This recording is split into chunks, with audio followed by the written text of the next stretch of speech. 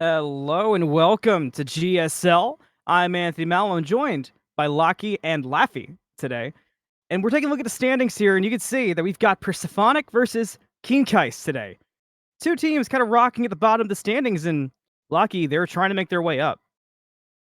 Yeah, obviously Kinkai is predicted one of the stronger teams in the LD division, but unfortunately losing 2-0 to DN. So hoping to make a bit of a better impact in week 2 of the set. That's always the challenge, especially as you are going through the early grind of a season for any draft league, as you're still figuring things out with your team too. Yeah, absolutely. Yeah, the synergy, you've got to build that up. And I sort of fully expect, as the season progresses, all the teams are going to improve. The synergy is going to build up. So, still, week 2 can expect a few bit of sloppy mistakes potentially, but yeah, nothing. It's still a lot to play for. It's every win is important when it comes to the seeding for the tournament at the end of the day. Absolutely, and this might be EU meta, but I'm seeing bands I recognize so far, so that's a start for me with the Vamana and the Herc. They're really focusing out that solo. Do you expect anything crazy here? I mean, lower divisions, they tend to be a bit more fun and kind of off the walls, or do you expect us to kind of see the norm? Yeah, I think Persephonic is right to sort of ban out the solo lane. Zenico on Kinkai is probably one of the stronger solo laners in LD, so yeah, definitely don't hate that. There is a lot open still. Martichorus, Hachiman, two probably gods top of their role at the moment. So a little bit surprised to see neither of them are banned, but maybe looking for a first pick. I will end this fight. And there it is. Yep, you called it right in the money, and it's kind of hard to leave him out. He's so valued right now. We did find out today he's getting a nerf to Eagle's Eye, but that nerf is not here, so Hachiman's still top of the charts for ADCs and in danger. And Persephonic, that's a good start for them. You can build your team around knowing that you've got a hyper carry who will do just that at the moment. So for the response, what do you think of this potential hover and assume it lock in if I wouldn't be surprised? Yeah, Athena, it's been a top pick in the lower division for a very, very long time. I think Martichorus, which is sort of fully expected. Athena does bring a lot of sort of early pressure with the global rotations and the setup for Marty, with the confound. I definitely don't hate it. I think it's a solid pick, and it's a pick that these players often go back to. Good safety, good pressure in the early, in our favor, and good setup. And it does get locked in, and yeah, the Marty Hachiman lane, not the first time we've seen that for this season, and even with the new patch around the corner, it won't be the last time for sure. Persephonic's got to get a nice response in here, and a very surprising hover. I've seen it a little bit, and I'm still gonna get accustomed to the EU meta of things. But that if that gets locked in, that could be a bit surprising as a start off for your solo lane. Yeah, that's something I haven't seen either. Amaterasu, not a god that's picked up much, whereas Yanis, on the other hand, definitely is a god that's picked up very, very high win rate in GSL, 69%. So yeah, with a lot of games played, very solid pick. I love Giannis, and you talked about the global ultimate of Athena. Giannis is always the safe go-to with that. It's every simple piece of analysis of any game you've ever been a part of that Giannis just makes it easier to roam around the map, makes it easy to farm, and with the bloodshed of games, Giannis is huge right now. And to kind of keep up the confusing things, a Bologna comes out from Keenkeis in response to the Amaterasu. Would not be my first pick in response to Amaterasu.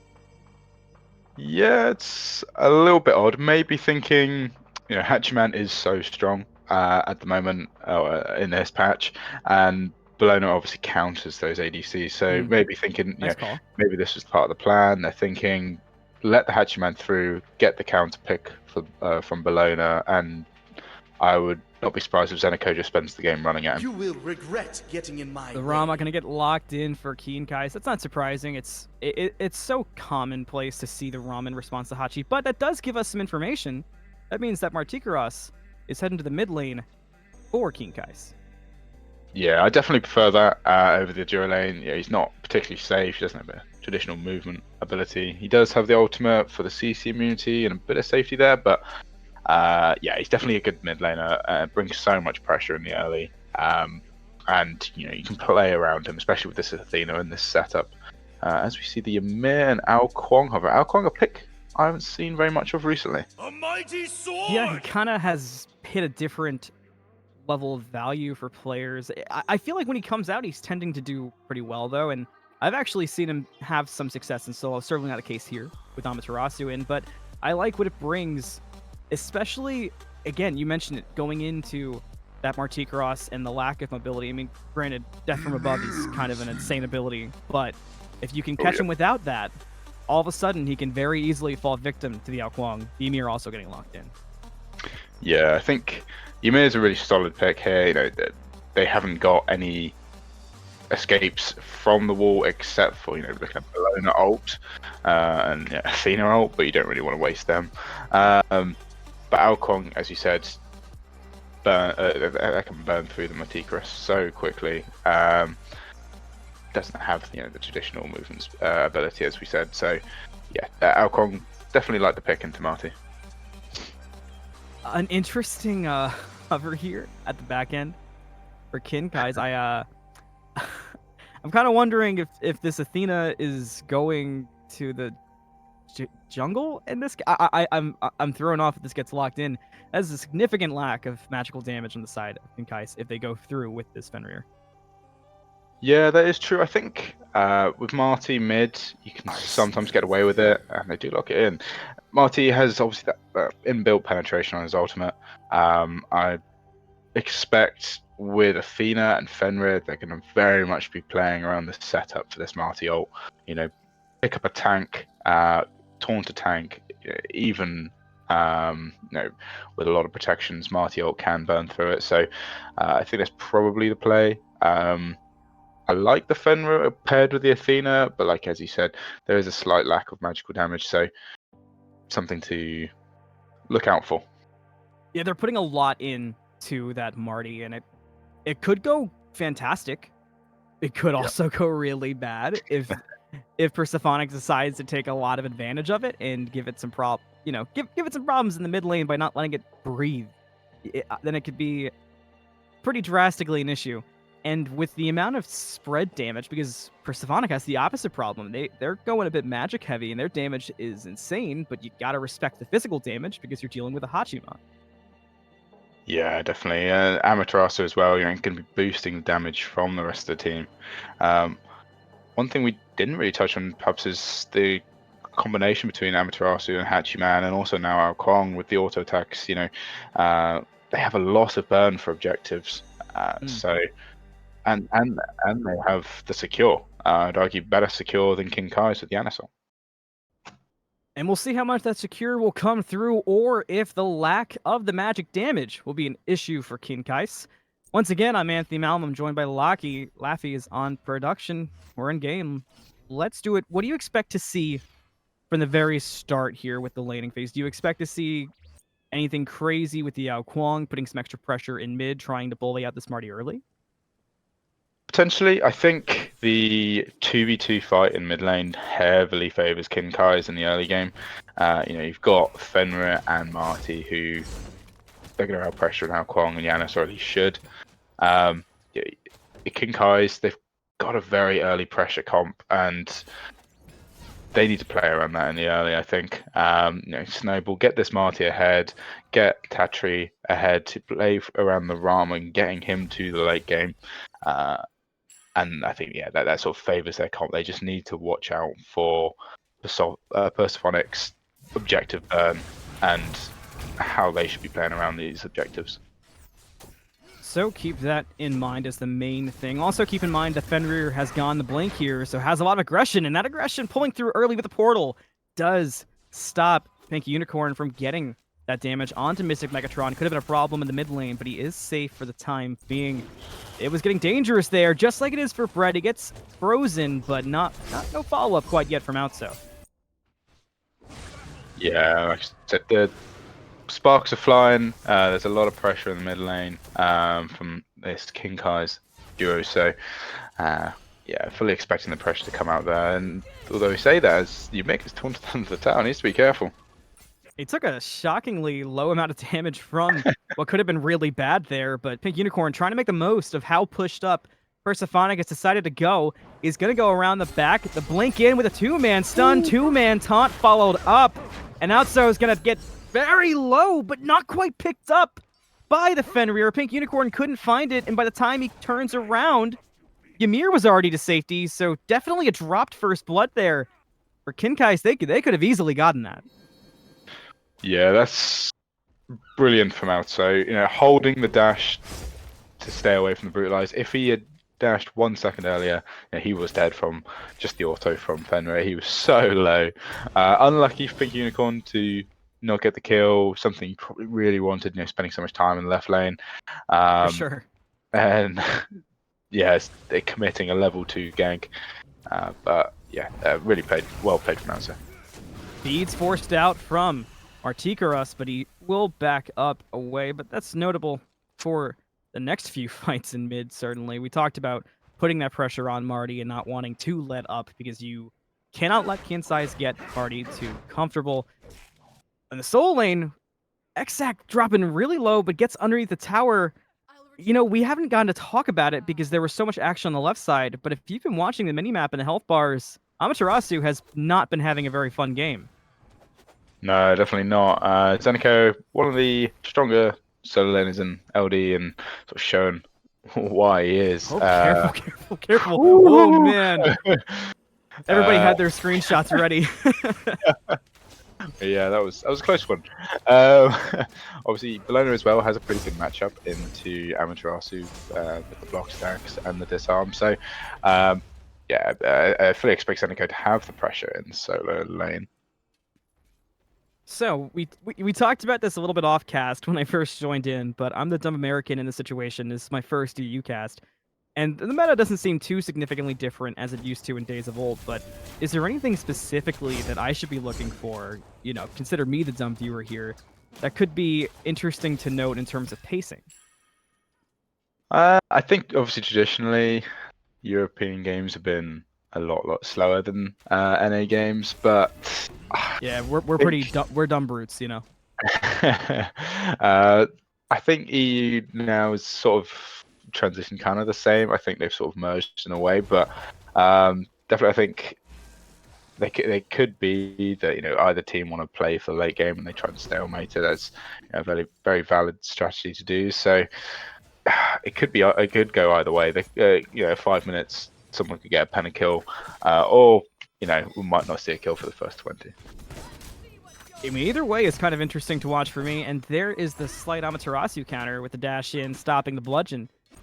But Zenico still getting the better of the lane so far. Hard for Xtac to really find a place of comfort. The dual lane has been aggro the entire time, but Karusa's just unfazed by it. He's just jumping in the face of damage. Just like, it's every lane, it feels like, where there's these mini bits of action, but no kills yet. Will this be the first one in solo? Yes, it will. Mystic Megatron with the first blood for Persephonic. All it took was the King of the Eastern Seas. Yeah, that's why you get beads against Now Kwong, as we see a kill on the Joe side. It's a trade out though. Outso got Tatri on the response. Pink Unicorn showed up, has the brutalize onto Outso, who gets taunted in, which should spell the end unless he gets lucky again, but not this time. The jump in for Pink Unicorn secures the first kill for the Fenrir, and all of a sudden we're tied up 2-2. Yeah, action across the board there. Unfortunately, yeah, Zenico falling down there to first blood, no beads, so sort of fully expect this Ao Kwong to gank and camp the solo side. But yeah, good fight on the left side, good turnaround from Pink Unicorn, manages to secure the kill onto Outso that time around. Yeah, I think sparks are flying. Obviously, first blood going to Persephonic is a good start, but I do see nearly 1,000 gold lead for King Kai's.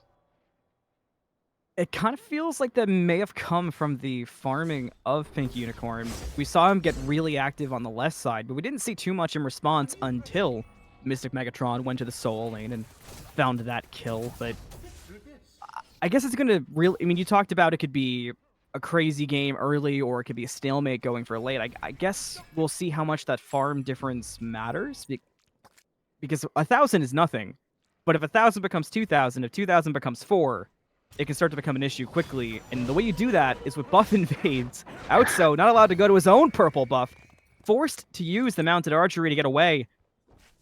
Karuza's here for a defense of the purple. He brought Mystic Megatron, but I don't like the odds here. Actually, he got a 2-man stun to change those odds, but Pink Unicorn had to jump up, goes to the other side of the wall, and will get away safely. Yeah, managing to defend the purple buff, it looks like. Not sure. We'll see when also picks it up. Yeah, good sort of counter rotation to come over and try and defend the buff. But I've heard from production, Kinkai's did secure it. So yeah, slightly unfortunate to miss out there, but at least signs of life to try and defend the buff there.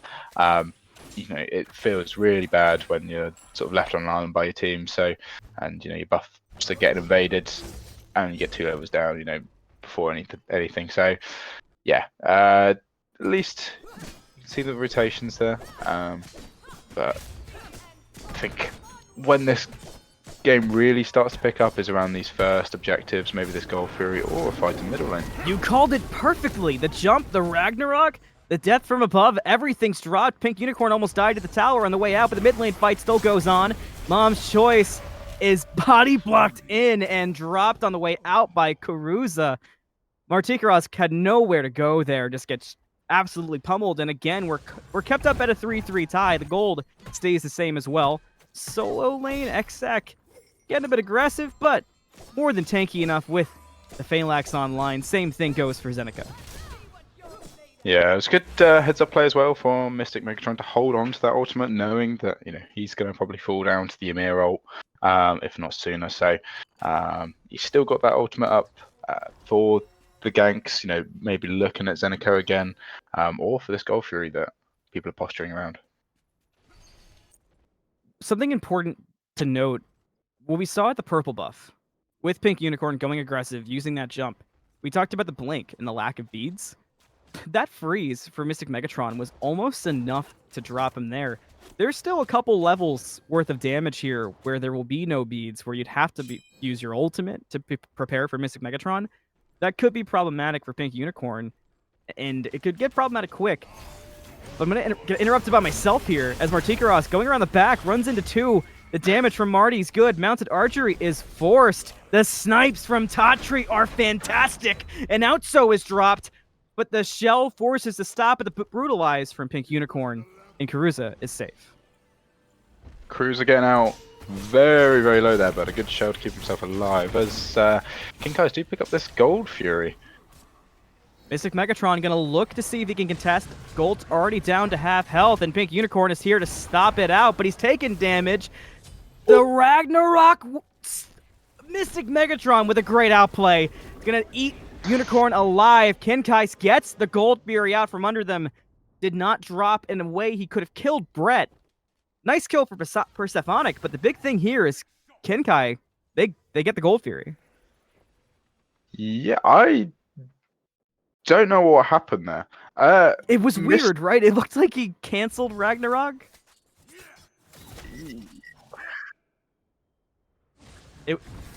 Pink Unicorn's Pink Unicorn's ult was obviously used. Mystic's ult was used. I originally thought Mystic beads the Fenrir ult and immediately ulted him. He didn't have beads then. I'm so confused. But we move. Great outplay from Mystic. Unfortunately, obviously did lose the Gold Fury there, so the gold lead has now increased to 2k for Kinkai's. Exactly what you want to see from this early pressure comp that they have. They want to sort of snowball, push towards a late game. You can see Tatri as well with a 2-level lead over Outso at the moment. So good signs from the Rama. Yeah, Outso cannot look to box Tatri right now. It'll not end well with that Insights online. And we talked about the ADCs mattering, but the jungles as well. Will Mystic Megatron get another great outplay? Defender of Olympus is coming down on the Pink Unicorn for some safety, but he gets frozen, no beads available, and Megatron is now in a killing spree after dropping the Fenrir. I kept mentioning that lack of beads, and right there was the most obvious use case of it being a problem for the Fenrir. Yeah, we're seeing the issues when you don't go beads against Nao Kwong. Yeah, there no beads on Fenrir. There wasn't any beads on Bologna until second relic and the Athena. Maybe Mystic could have looked for the Athena as well, or chose not to. But yeah, I think you kind of got to go beads against Nao Kwong. Otherwise, they're going to get fed and they could push for late game. Mystic 3-0 now. Yeah. He's swinging hard. And there's a use case where the blink works, but we just haven't quite seen it used yet. We'll see if maybe this fight changes it as 4 people are over here. And Marty using the same pathing as before and doing the same thing as before. Karuza going to be the victim this time. Tatri actually gets the last hit credit. Now 3 kills for the Rama. Persephonic had no answer for that fight. Yeah, it was a good rotation again from your mum's choice, going over to the left lane. I would like to maybe see the teams look for this Pyromancer potentially. Maybe could have seen, Mystic try and go for that Pyromancer as we see Kinkai's picking it up with Death from outside. Through space and time is available, so keep your eye on the Giannis. Definitely aware it's being done, hanging out around the wall. Maybe looking to use Unstable for the steal, but he steps up. Now Through Space and Time comes out, but they've already let it go. He's got the portal out, but he gets stuck. And Death from Above is doing numbers, but Toast dodges the shots. Mom's Choice gets frozen out, and in the back, you can see Mystic Megatron eating Brett alive. He's going to land down on top of the Marty. No more ultimate for the Marty, and Karuza gets the kill onto the Marty. Fight looking worse for Kinkai than it did at the start, certainly. Pyro should have been clean, but everything's fallen apart since then. They're going to look to retreat. Zenico rotated over with no match for X-Sac and company. That was a clean fight. It was all thanks to the damage from Mystic Megatron. Yeah, Mystic putting on a bit of a clinic here. Definitely, yeah, his rotation there, really, really good. He just backed. He just got a little bit of a power spike, spent his gold, and yeah, no, he comes over. Does so much damage, top of damage for his team at the moment. So, yeah, it was huge. It also got to give props though to Apple Toast surviving for so long on the Anis. Maybe slightly strange usage of the ult to maybe not go for the steal, but clearly knew what he was doing. None of the teams picked up the Pyromancer though, so quite like to see Persephonic just go for this Pyromancer with this huge lead that Mystic has. It's kind of lucky for Kinkai's that he did use Through Space and Time wrong, or that fight could have gone even worse.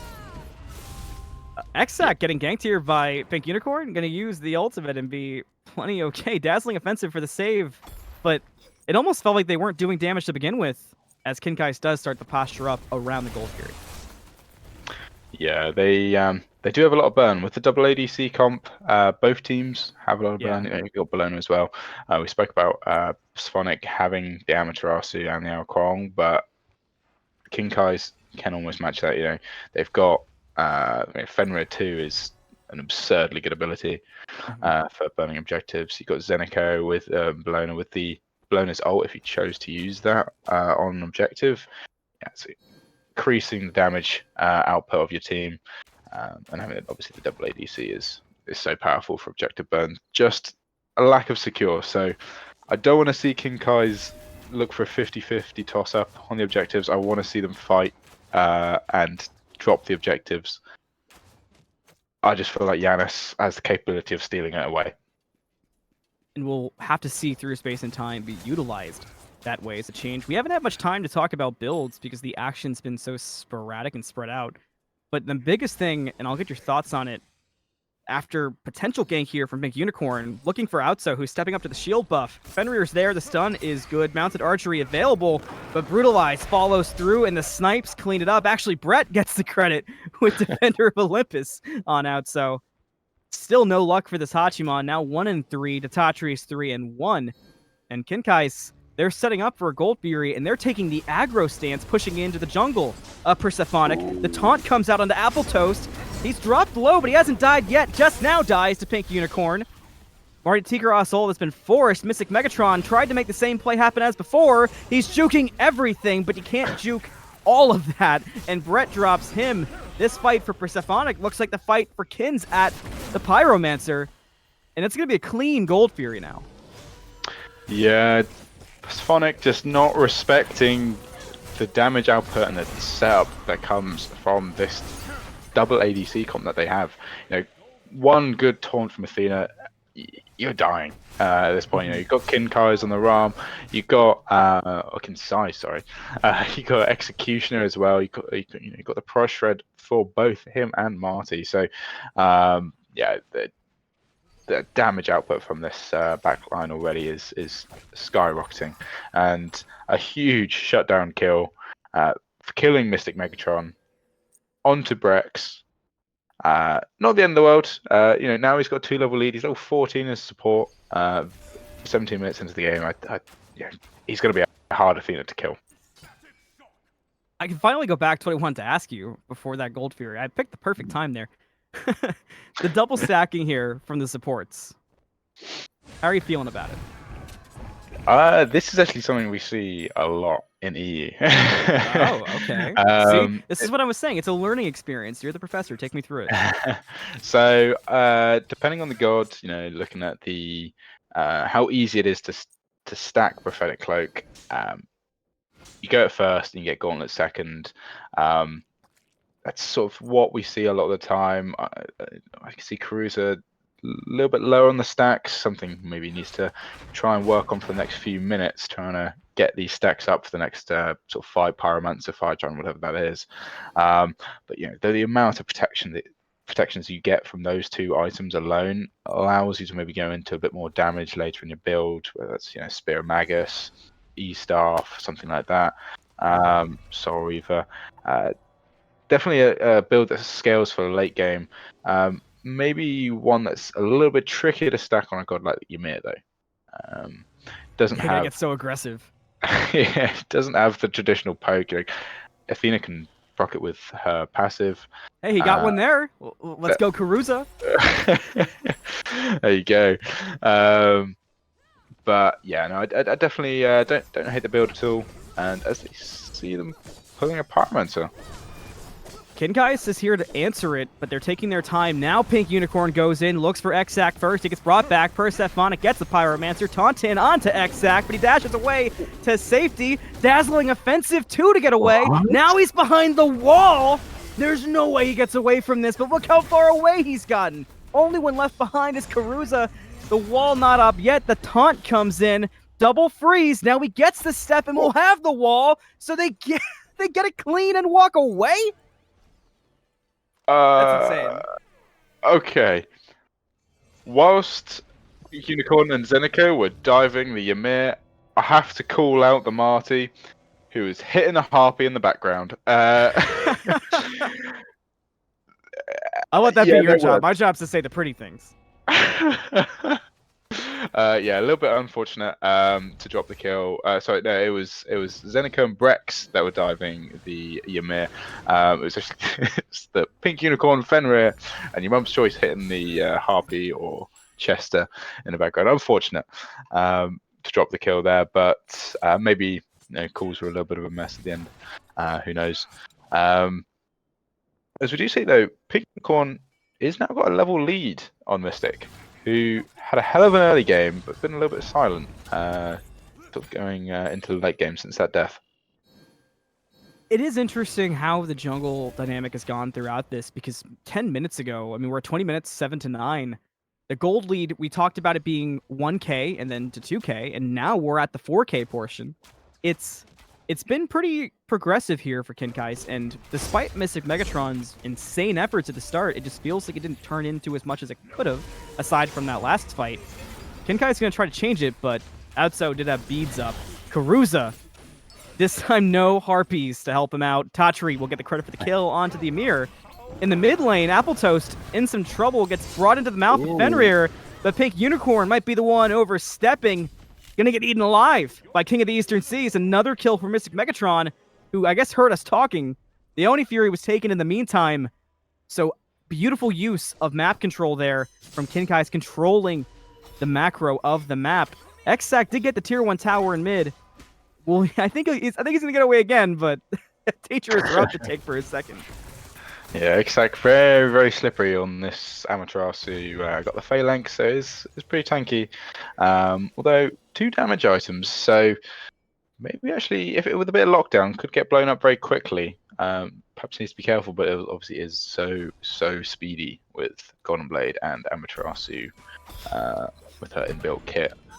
So we do see a 2-level lead for Zenico over Xac. So something to play around. Maybe like to see a bit more action from King Kai's on the right side of the map.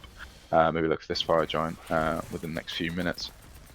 That's a good call. Both side lanes have 2-level leads for Kinkai's, and it's been the story of the rotations we've seen on left has been the difference Tatri makes, and on right, the difference Zenico makes.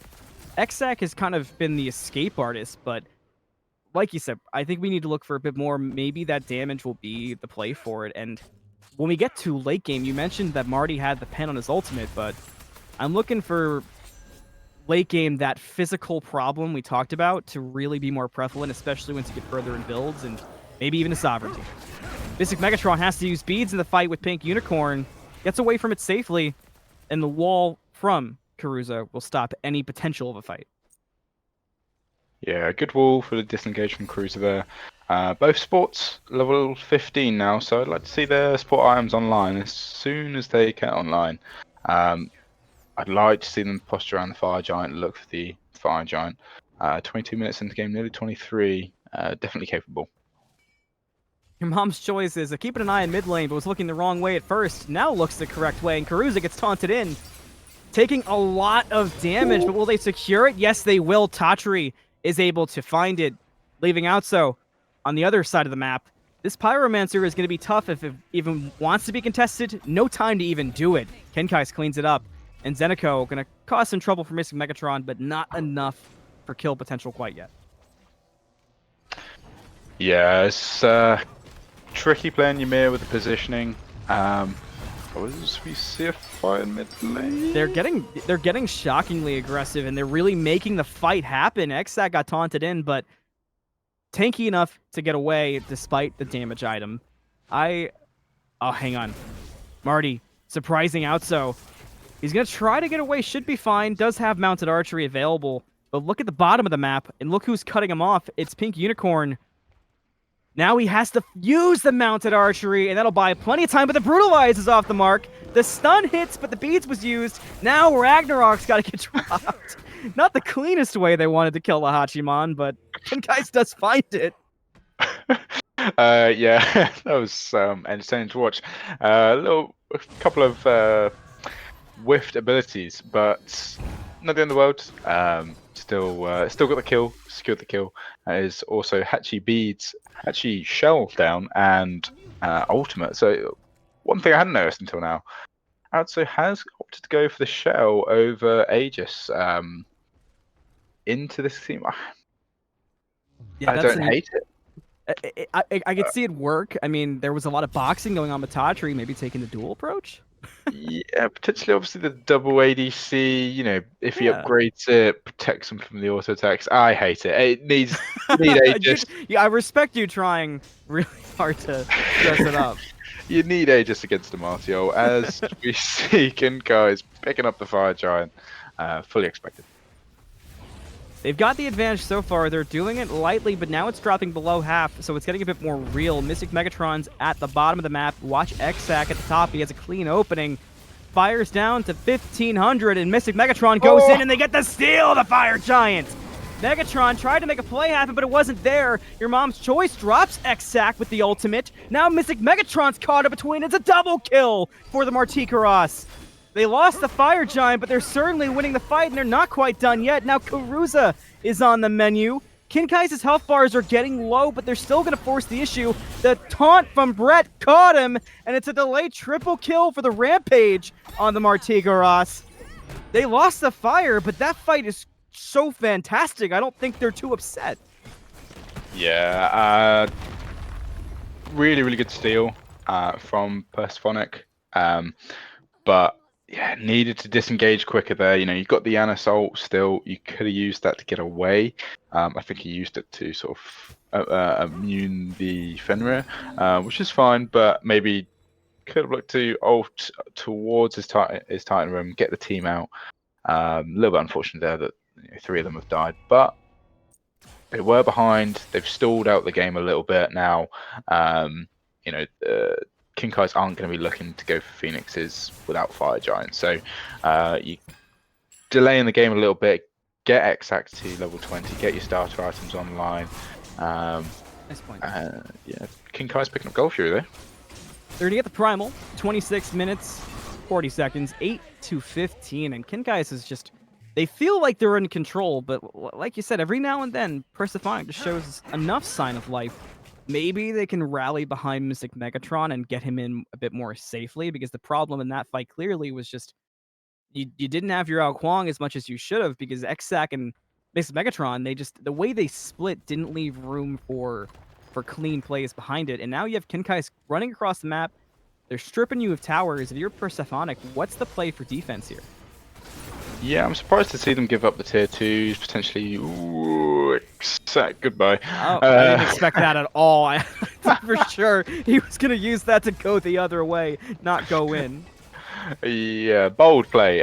Potentially now looking at losing this Phoenix. Taunt was nice. It forced the beads, but they did lose bread in the process. Outso got dropped by Pink Unicorn, and they're fighting behind the Phoenix without getting the Phoenix at the moment. The snipes are being used on Caruso, which meant no ADC in the Phoenix. Mystic Megatron will eat Pink Unicorn, land on Tatri, and find a double kill, while Toast cleans up your mom's choice. And Persephonic, again, Kinkais gets an advantage. They find a way back in. Toast is alone with Zenico, but the team's on the way. No way he gets caught in it, but he does, and he gets dropped by Zenico. Megatron wants the revenge kill, but you gotta be a bit careful. Not that tanky. There's a shell from his support. Zenico making this fight look better than it should. Water illusion to avoid the bludgeon, and they don't kill Zenico. They almost lost the fight against him, and they lost Apple Toast. Wowee. Back and forth game. Back and forth fight. You know, Pink Unicorn maybe diving a little bit too far in the Phoenix fight, going all the way into Titan room and getting locked down there. Unfortunate. Maybe you can look at getting the Phoenix and just getting out straight away. I think that's a fine play. Unfortunately, obviously, good ultimate back in from Apple Toast, and Mystic having that semi-global pressure was able to re-engage into the fight and pick up Tatri. A big shutdown kill as well on Tatri now. So Persephonic still in the game. Obviously lost the Phoenix in the end, but definitely still in the game. And I think they've closed up the gold lead ever so slightly. As we see this Fire Giant spawning, I want to see everybody there. I want to see a 5-on-5. They're taking their time, but they have through space and time available. So they could look to contest if they want to play it safe. Maybe they'll try to go for steal. They have no vision, so they have no idea it's being done. But Carusa's getting close, so maybe we'll come out now. Fire Giant's at 1,500. Blink in from Carusa. Doesn't find it, but does find 2, and it's done. But he's so pushed up now that he's an easy kill for Tatri. And Zenico gets the Roma Invicta on top of Outso, forces mounted archery, takes through the unstable vortex, and Kinkais is just running it down. I respect the steal attempt, but losing your support when you had through space and time does not feel like the cleanest play there. Yeah, I would have much preferred to see the whole team step up and Yanis look for the steal. Obviously, Ymir, the chances of stealing is very, very low. And it's Ymir, such a strong tool in a Phoenix defense. Kinkais begins the siege on the Phoenix, and it drops incredibly quick, and they're doing it clean this time. Less mistakes for sure. Your mom's choice cleans up Apple Toast.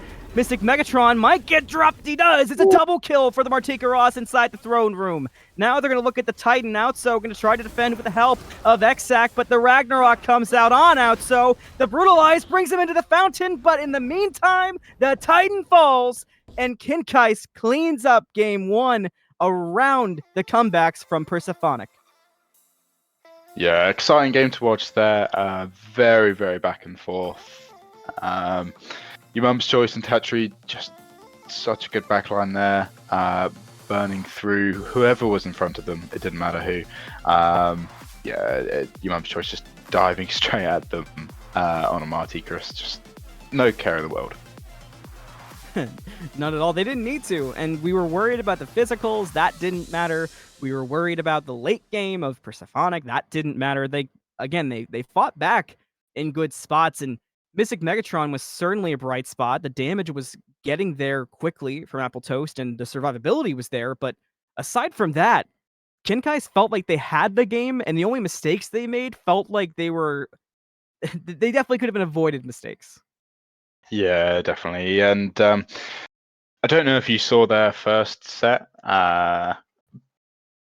Very, very similar build-ups to the sort of the late game. Kinkai's had quite the lead in the early games for both of the games in their previous set, and then sort of losing the focus around the objectives, throwing some of the team fights.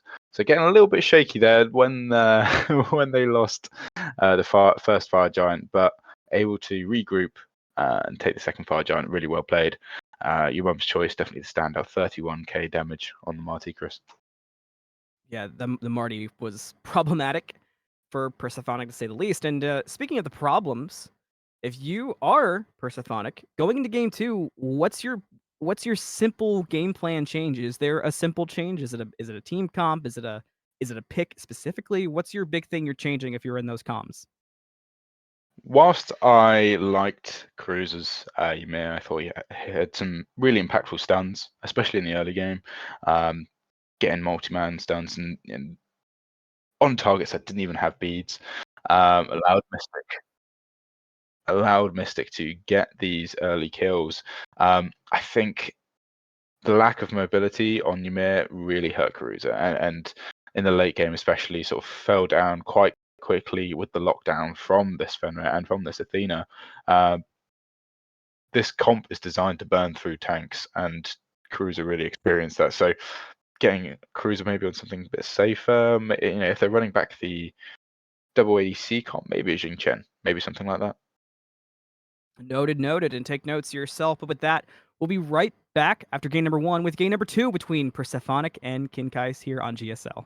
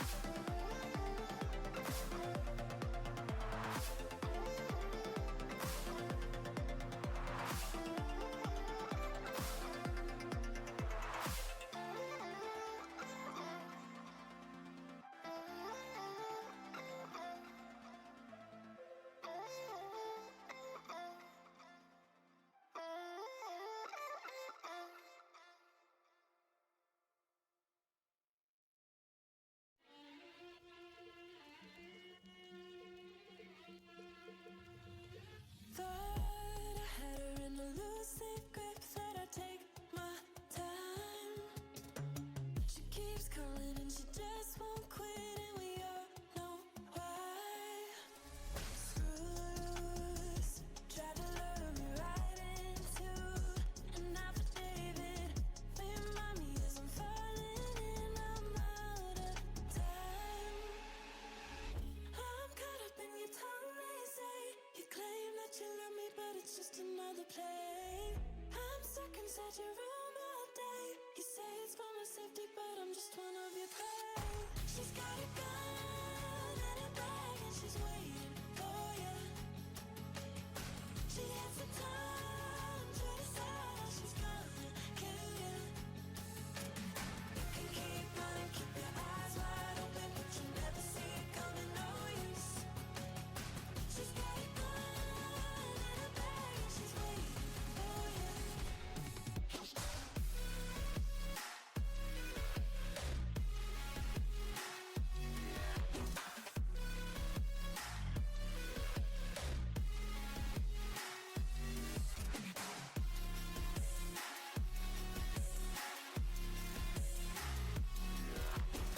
She's got a gun and a bag and she's waiting for you. Hidden kisses always felt so sweet that they left me blind. Making promises we just can't keep, and it felt so right.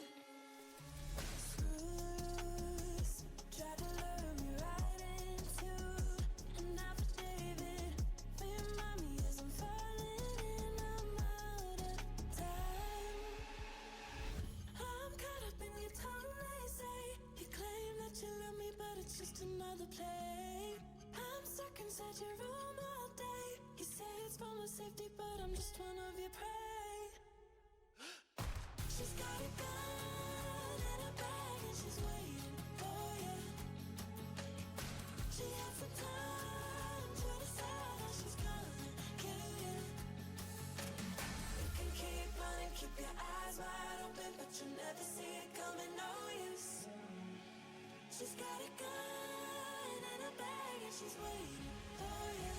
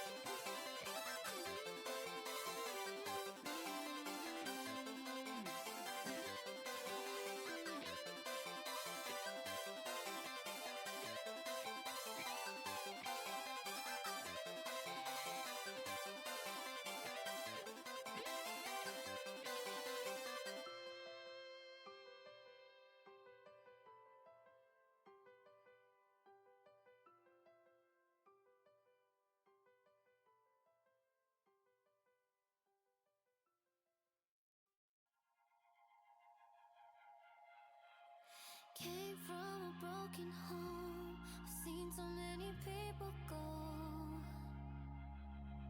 Learn to make it on my own. It's easier for me to be alone. So how are you? Keep cutting through, claiming you're not like the other guys. And only if I could give you a chance, show me that you mean it, we'll feel some type of way.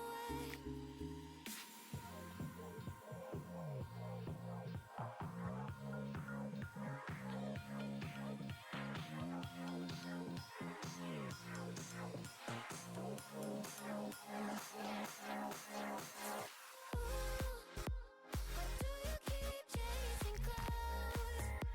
Better leave before I feel something. Before I go and change my mind. I said,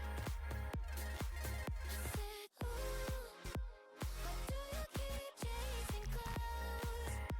Better leave before I feel something. Before I go and change my mind. Something must be wrong with me. Keep wanting just to see you show up at my door. Et même quand je suis froide, un peu indifférent, tu continues tout de même de montrer tes efforts. I'm trying to keep Hello and welcome back to GSL. Once again, I'm Anthony Mal. I'm not Mulan. I'm joined by Lockie, and Laffy is our production. And we're in game 2 between Kinkais and Persephonic. Game 1, the story was honestly just clean fundamentals for Kinkais, and for game 2, you wanted to see a big support change. The question is, Lockie, will we see it? Yeah, I hope so. We see the Master Chorus ban coming out Earned. straight away. Yeah, definitely earned. You know, a lot of damage coming out from your mum's choice on that pick. Clearly a comfort pick. Definitely don't blame Persephonic to ban it away. Not one bit. It was certainly a problem. We saw it in 3 different occasions. There was potential for even more than the triple kills that were gotten by Marty. The Hebo and the Circuit a bit more fundamental, but I think for me the big things I'm going to look for Persephonic is support, and also honestly mid. I'm going to look for a bit more comfort, because the Giannis, it certainly wasn't bad, but considering some of the choices with Through Space and Time, I feel like maybe get some more traditional clean damage through there for Apple Toast, and you could have a real problem on your hands if you're Kinkais. Yeah, definitely. And one thing I'd like to highlight here is the Athena ban coming out from Persephonic. Interesting. They obviously picked it last game. No, did they? No, it was Kinkais who picked it. Sorry. So yeah, again, they respect ban. Again. Yeah, Fair enough. Brett was kind of going crazy on it. The taunts were Yeah. nuts, and the blink taunts too were really important. There's a lot of setup for 2 auto attackers. Let's see the Hercules Hover. Hatchman obviously still on the board, but Hercules equally as strong, arguably. Yeah, and I think Kinkais is playing it smart here, because admittedly the Hachiman wasn't the strongest in game 1 for Persephonic, so maybe picking this Hercules and saying go ahead, pick the Hachi, we'll pick Rama. Maybe it's some metagaming going on there. Yeah, definitely. I think whilst also didn't have a terrible game 1 Hatchman, I think Hatchman actually saved him with the safety quite a lot from the early game. But yeah, I think definitely good play from Kinkais there to pick up the Hercules. They were able to deal with the Hachiman, so no reason not to let them have it again. With the tier hover as well, certainly cleaning up the big 4, so to speak, and getting everybody under control if you're Persephonic. And the response from Kinkais will be important here, but it's nothing that they didn't experience in game number 1, realistically. And while I do love the tier a lot more than I liked the Amaterasu, the Hachiman, again, mounted archery, proved to be huge, but we didn't really see crazy damage come out until the last couple team fights. Yeah, I think Alto spent most of the game using the mounted archery to run away from Pink Unicorn, from Zenico. It really struggled in the early game to get online. 3 levels behind Tatri in the early. So if King Kais do the same, maybe get the Fenrir, obviously able to chase out this Hatchman with the Brutal Eyes through his dash, through mounted archery, I think it's definitely a good idea. Hatchman can be really strong in the late game. Historically, Outso likes to play for the late game. He's not an early game ADC. He very much favors sort of farming it up and waiting for this late game. So, not a playstyle Hachi doesn't like. Hachi definitely can favor the late game. Is really sort of quite strong at all points of the game. I haven't seen that hovered in a long time, let alone if this gets locked in as they are hovering the Bacchus, maybe being a bit. I mean, granted, it's different, but I'm, I'm trying to wrap my brain around it. It could work. I mean, anything could work in any given circumstance. Yeah, I actually quite like it. It's similar playstyle to Athena in team fights. You're looking for that That's a good engage, call. that setup that Athena brings from Confound. She dashes in, she taunts. Bacchus, he belly flops in and he knocks up. It's the same sort of principle. Not quite as good as what Athena wants to bring, which is why he's in that sort of weird space. But he is definitely really, really strong. He is safer than Athena, and he does do a hell of a lot of damage from a mid laner. Someone else who does a lot of damage is the Agni. And the lockdown of this composition from Kinkais is just crazy right now. You get locked in, you get dropped. There is no response, realistically. The Baba Yaga is a good pick. I mean, being able to get in that house, blast off away. But, I mean, so far, we're only 6 picks in for both sides, but I'm leaning Kinkais for this. Yeah, I think Baba has a decent matchup into Hercules, and Bacchus being knock-up immune during the channel of her dash helps, but she can be stunned out of it. So Hercules and Bacchus do have the ability to cancel that dash, and so does Agni. So she's got to be careful. Got to be careful with this dash and when they choose to use it. I see 2 jungle bands going across towards Persephonic and a Rama ban coming out as well towards Kinkai's. Is that no ban? There was no heard in here from production. They passed the ban.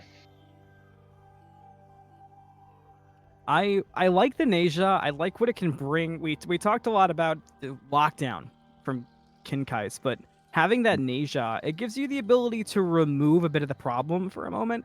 If you can get to the Agni, you can remove the rain fire on the landing. He's very vulnerable to the House of Baba Yaga. And I also like how it could be a bit of a difference maker for Bacchus, honestly. You're not going to kill Bacchus, but you can remove the problem of Intoxicate, maybe even stop the belly flop. You can really turn the start of a team fight if you get creative enough with Windfire Wheels. They will all obey. Yeah, definitely. Their goddess. Nesha, such a good assassin for the setup for the rest of your team, and also does so much damage in the ultimate Windfire Wheels and on a backline. If they don't beads that, they're taking a huge chunk of their health bar. People talk about Nesha being that setup god. He does most of the damage himself. It's just you need like one ability from your mid laner. Doesn't need to be an ultimate to finish up a kill most times. Mother Earth is here for The you. Wheelix and the Ishtar. I'm a fan of both, but I really like the Ishtar here. I love Ishtar into Hachiman. I feel like you can control the Hachiman so well in the laning phase. Yeah, absolutely. Ishtar brings so much pressure. Obviously, was hurt a little bit by the nerfs, so it's fallen a little bit out of the meta in recent weeks, but still has that core identity of having so much pressure in the early game with the bomb autos. Able to clear out back archers at level 1 is such a strong tool.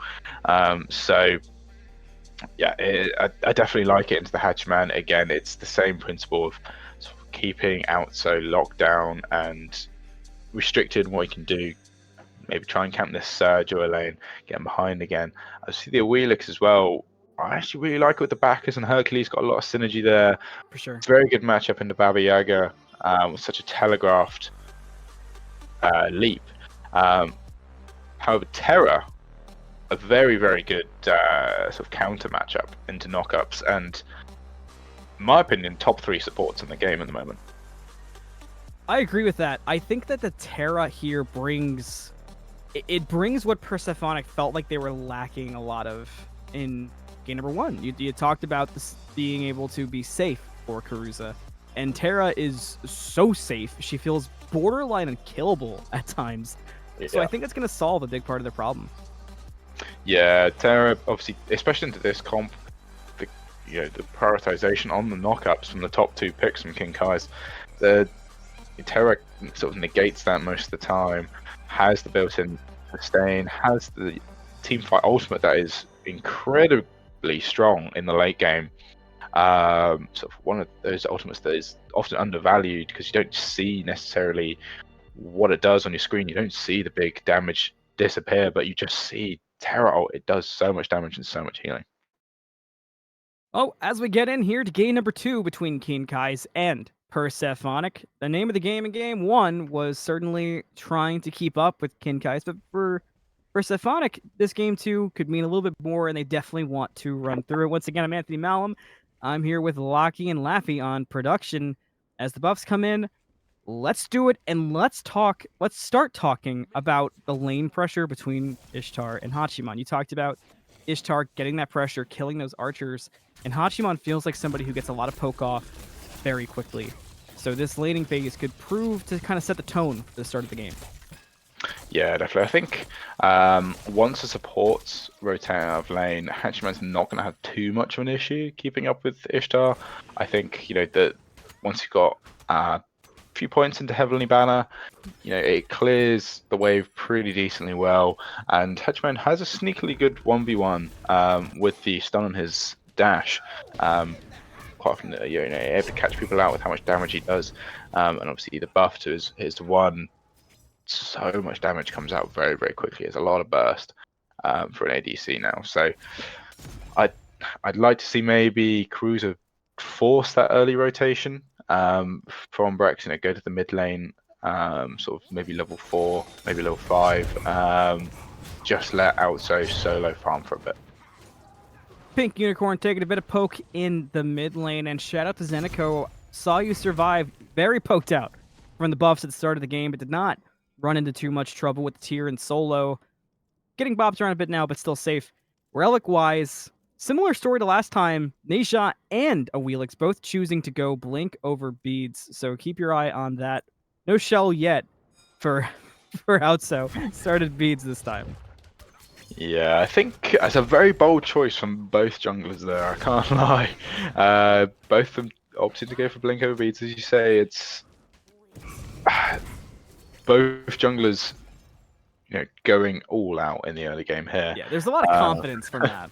Yeah, absolutely. I mean, I'm not a jungler, but I'm going Beads there every time. Into a tier and Hercules. Yeah. Both, you kind of got to get Beads if you're looking to gank them, so it could be rough. Might be rough for Persephonic. Pink Unicorn here for the gank. Beads used from Outso and the pre-beads proved to be a difference maker for the safety of the Hachiman. They'll get to the safety of their tower, but the beads are now down. So we'll see if that pressure that you talked about in picks and bans continues on the duo lane. Yeah, I think with Cruiser now hitting level 3, a lot of the pressure could sort of start to subside. Terra, whilst an absolutely amazing support in my eyes, an absolutely terrible support until level 3. He does absolutely nothing level 1 and 2. Level 3 now, able to put a 3 down, chuck on the wave, destroy it, and put that damage onto the wave. That's going to help a lot with the pressure. Zenico gets the blue buff invade off, which is fascinating to consider when you look back at how the game started. Dual lane side, Pink Unicorn once again going behind. Remember, there's no beads up for Outso. We got aggressive. Jolt from Tatri. The shell comes out. That's enough for Outso to get dropped. Pink Unicorn gets the first blood. Now the knock-up onto Karuza shouldn't be long now. Just need a basic. They get the knock-up, but he's under the tower. Amazingly, Karuza gets away. Persephonic, if there's one thing you have to give them credit for, they're all slippery and they can get away from anything. Yeah, I maybe would have liked to see the shell been used on the ADC, but yeah. Yeah, lucky for Cruiser to get out there alive. Really, really unfortunate, to be honest, for Kinkai not to finish off that kill. God, he's so low there. Yeah, the early pressure really sort of starting to show. I said in the picks and bans here, Pink Unicorn might be looking to pressure out so again on this Hachiman, especially pre-level 5 when he has the ability to before the ultimate, a huge part of Hachiman's safety. So yeah, already 2 ganks 4 minutes into the game. I think that's exactly what you need from him. I expect the pressure to keep up, like you said, and I'd like to see a response here from Mystic Megatron just to kind of get something going, maybe make the dual lane feel a little bit safer and make, because like you said, there's going to be pressure from the Awilix and duo. You may as well be there to match it, because in the 3v3, especially early, I kind of like Persephonic's matchup. So I'd like to see them take advantage of it and not let the Awilix run crazy like you're saying. But will they do it is certainly another story. Yeah, Pink Unicorn having the full Transcendence online at the moment is a good power spike compared with Mystic right now. He needs to get this Transcendence online before he can really look to sort of gank, because Pink Unicorn's just going to outperform his damage. That's going to be the problem for the short term as well. Looks like Pink Unicorn's peeking over to solo. Xac has not seen it yet. There's the blink forward and the boulder for the drop. Zeniko gets the kill onto Xac with some help from the Pink Unicorn. That does not feel great to be the tier. That's a lot of damage. A lot. Yeah, that's a lot. Didn't expect him to just die, but I guess Xac only had the tier 2 item there, so maybe not as many protections as you would have liked in that instance. Yeah, good blinking from Pink Unicorn, able to get the damage on there. But obviously, good follow up as well from Zeniko with the boulder, just finishing off that kill. This lane now 2 levels in favor of this Hercules. Scary Hercules. Apple Toast taking some poke from the Rainfire, but has the blast off to get away. And we talked a bit in picks and bans about the counters to that blast off, but we're not going to see anybody do anything too crazy early. Tatri once again gets dual lane pressure, and there's 4 people hanging out towards the left. Now 3, as your mom's choice goes back to mid, but they're going to go for the purple invade, get the purple invade, and aggress an Outso behind his tier 1 tower. They won't force the fight, but again, Persephonic, I mean, you talked about the pressure they're going to put on Duo, but they just let a lot of pressure in on Duo, and it doesn't get Outso on a good foot. Yeah, it's Kinkai's leveraging their playstyle, their early game pressure with this Bacchus and Ishtar, and the Hercules. The pressure that they have, they've already got level leads in both their side lanes across the board, and a 2-level lead in solo. But yeah, losing the purple buff, good heads up play to notice that Outso hasn't finished off Devos. Tatri's got reasonable stack difference already, 25 stacks compared to 0 from Outso. So yeah, looking a little bit rough for Persephonic so far, 3k down nearly, but yeah, definitely going to be looking to play for the late game. And that proved to be effective last time. I mean, we saw 28 minutes hit, and it felt like, both teams really had a different level of energy underneath them. Pink Unicorn going for another gank in solo, this time to defend Zeniko with a blink forward. Judgment is the response, and Xac should be safe. He turns around, gets the Fearless on the Zeniko under the tower. Goodbye, Hercules. A wonderful response from Xac, learning from the previous gank and playing it to perfection. That's clinical. Stone cold killer, Xac. Yeah, amazing. Keeping his head up there. knowing his damage, knowing that he can turn this around. He's got the protection. He's got full contagion now. He knows what he can do there, and great turnaround from Exac. And the response to the gank being ever present, I mean, that's going to slow things down on the right side and maybe open things up to put more pressure on the left side, like you were talking about. And in mid, we see them having to be a bit safe. So I like the map state now for Persephonic much more than I did before, just from one play in solo.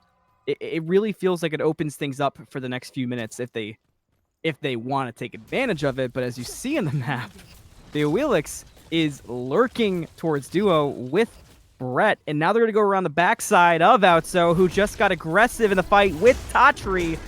We've seen this one. Outso gets ganked and gets dropped. Pink Unicorn gets the credit. 2 kills now for the Awilix, and the response comes from Persephonic, but it's a bit late. They're going to go for the purple buff defense, but there's 3 members of blue here, and the contest is no more. A purple buff invade to go alongside the kill.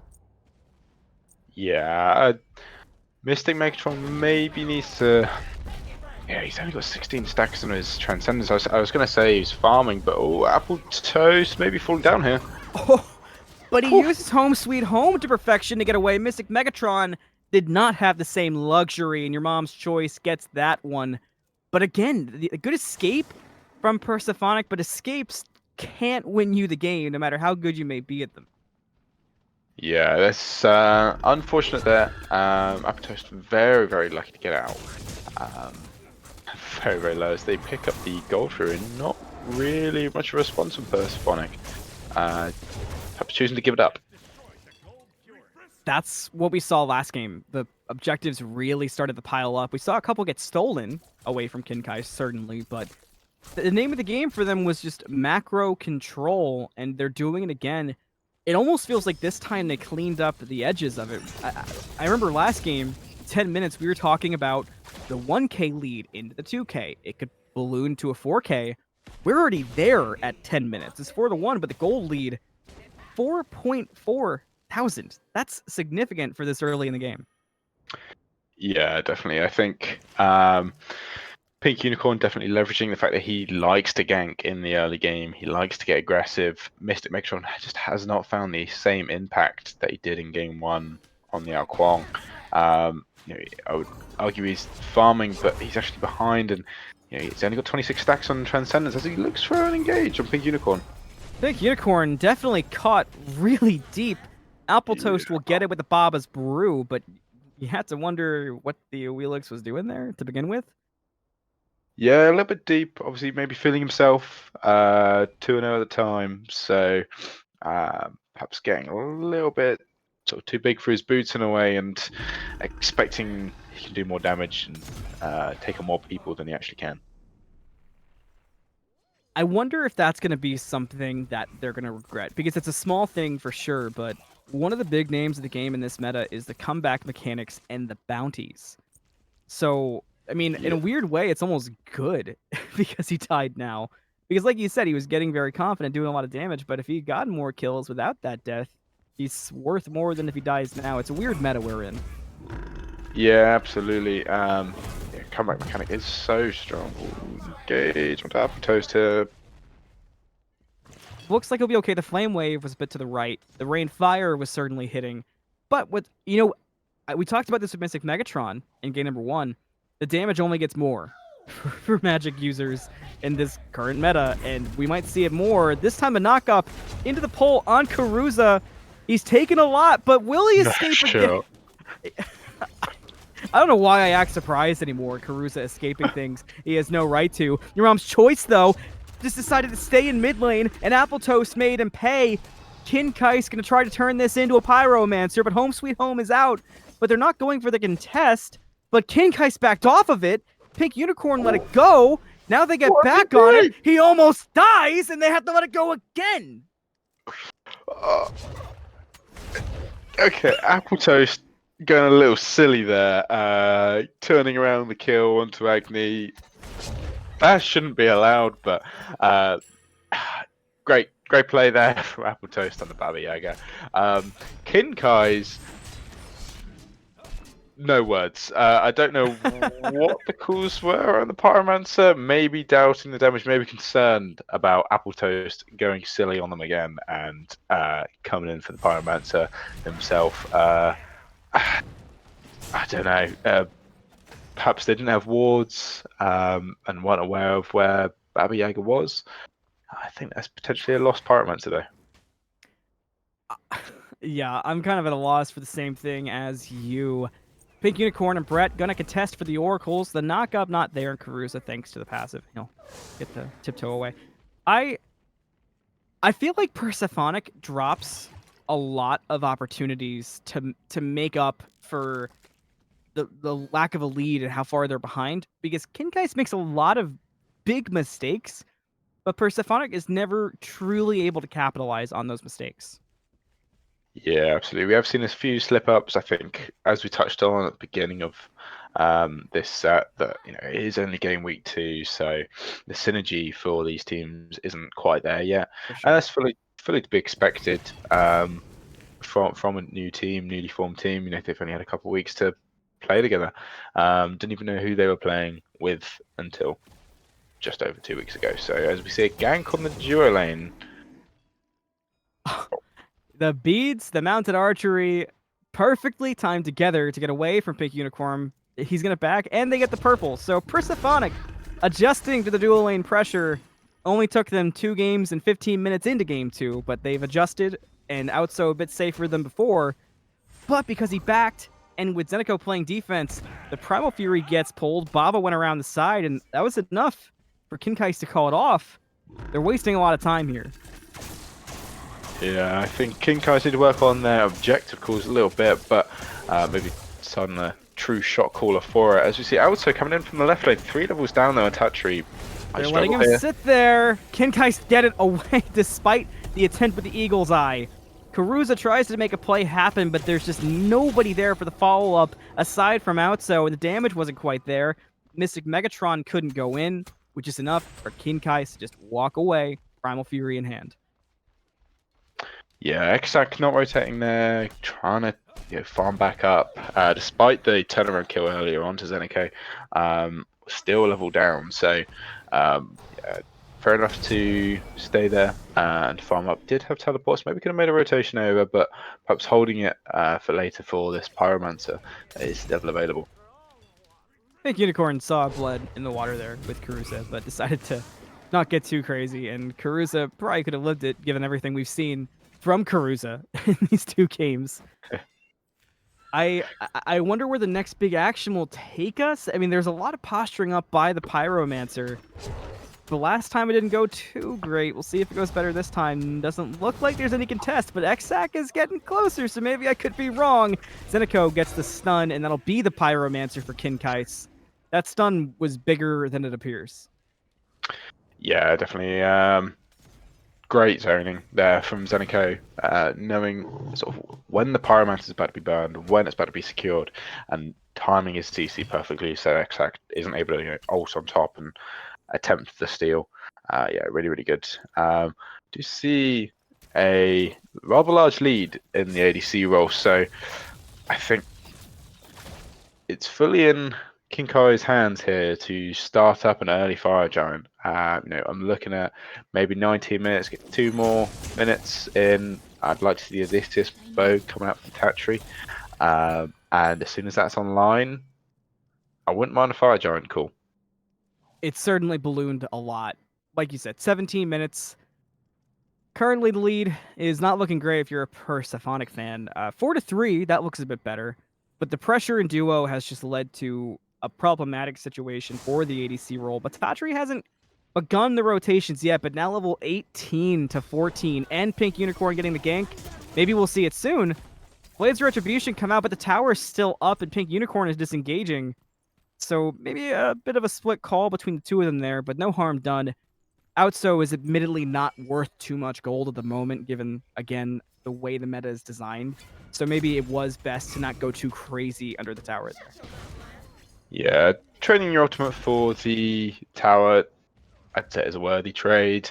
It's not going to be up for a minute, but Ishtar roll not necessarily one of the ultimates you need to play around for when you have a fight about to break out. But Baba Yaga's beads forced. That's a big cooldown. I want to, while we have a second, I want to point out another thing, and I'm not trying to harp too much, but it's worth pointing out again for knowledge's sake.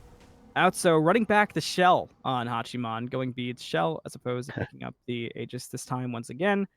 I would have liked to see an Aegis, especially against the Agni. It can prove to be really valuable, let alone just general usage of an Aegis. But it's still worth noting for future team fights. Yeah, definitely. I didn't like it in last game, and that was at a double ADC comp. I like it less here. Unfortunately, you need Aegis against the Agni. You really do. His bombs are going to be hitting for nearly 1,000 late game, so you need Aegis. Shell isn't going to save you from that.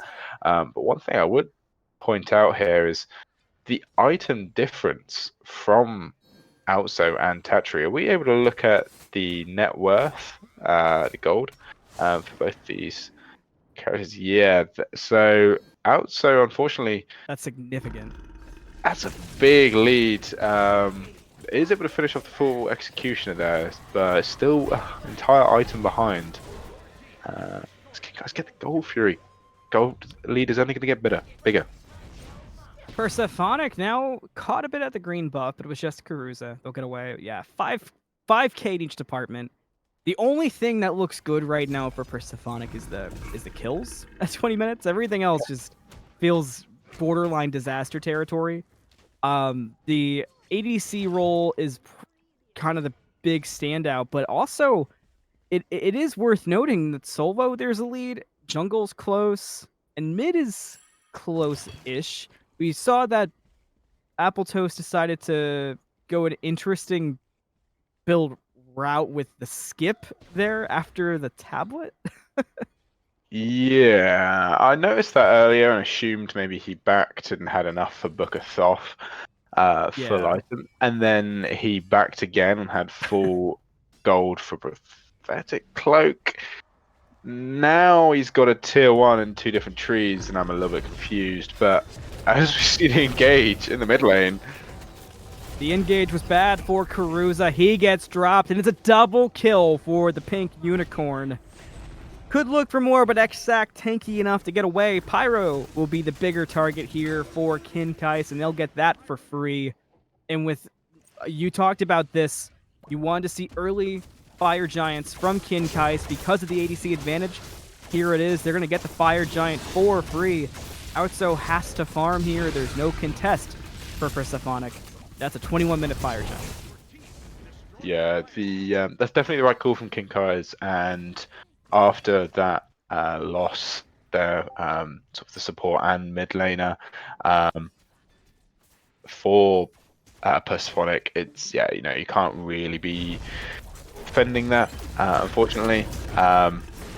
Engage again. He almost juked it. I'll give Xac the credit there. I saw the potential. There was a nice backstep, but Pink Unicorn does clean it up.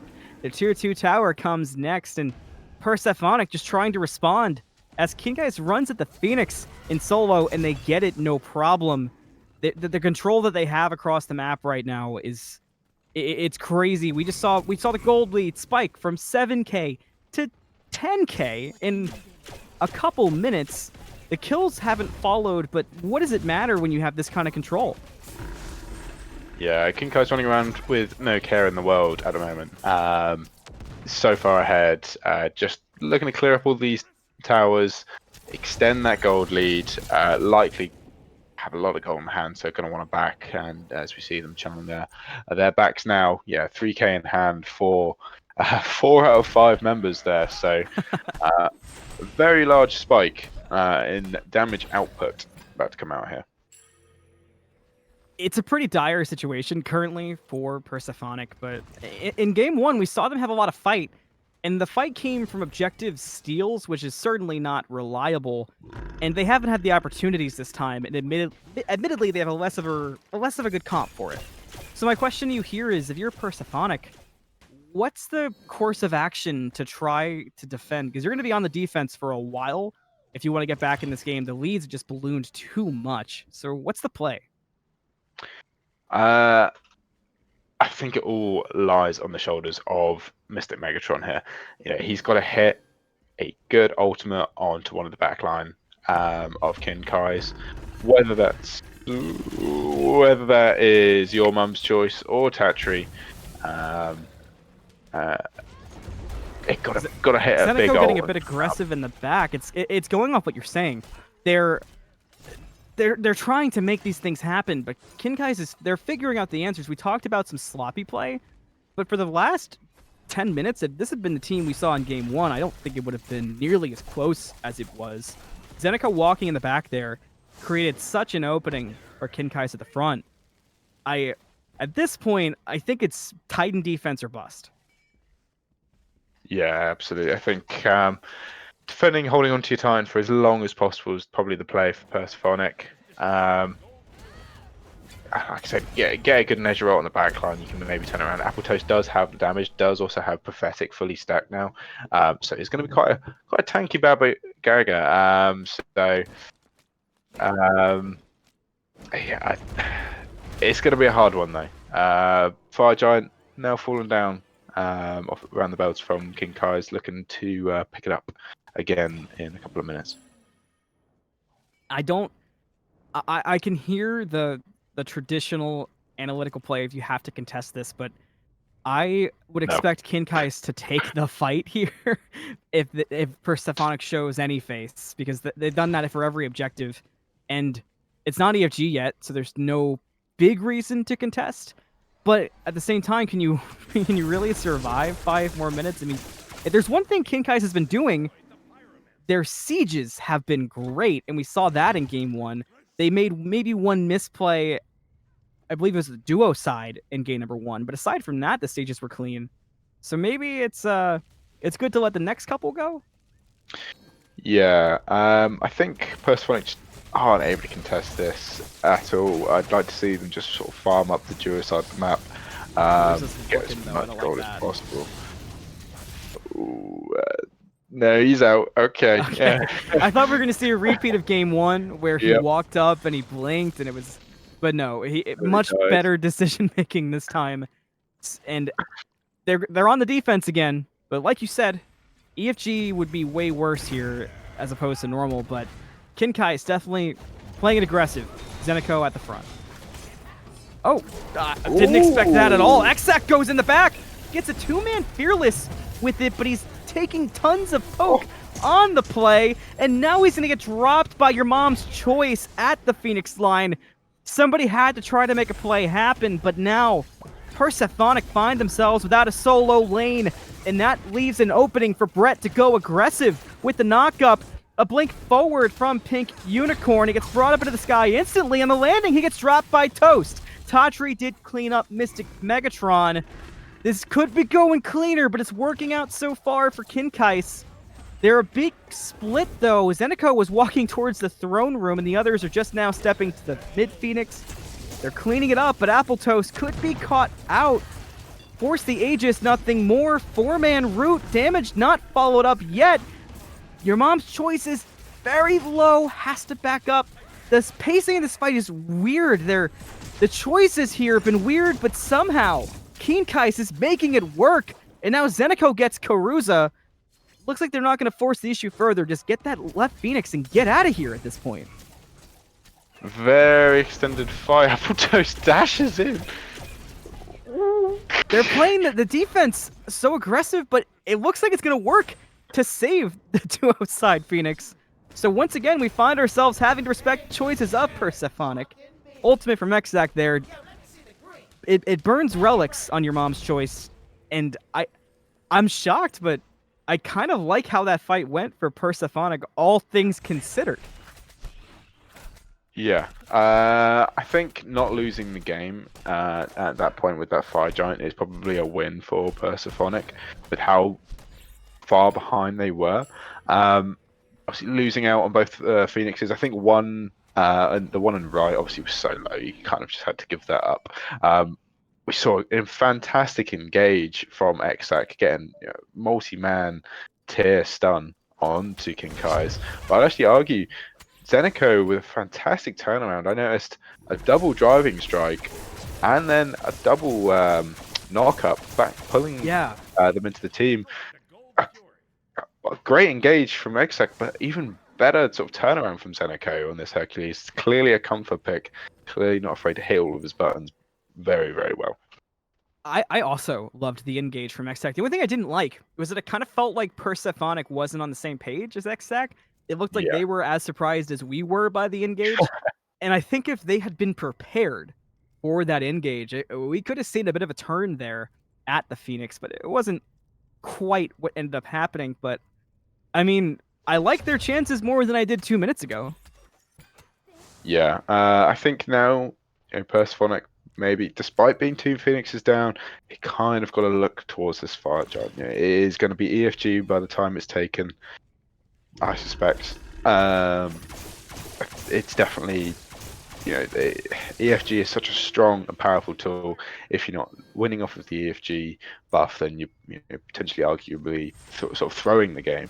So they got to step up, I think, and not rely on a defense against such a powerful buff. Kinkais is playing this really deep. It looks like they're expecting Persephonic to do that. Now they catch out Karuza.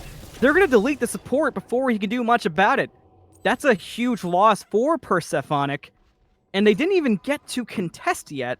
All they were doing was starting to work that way, but Kinkais was ready. That was a fantastic play call. Absolutely great pick on Cruiser there.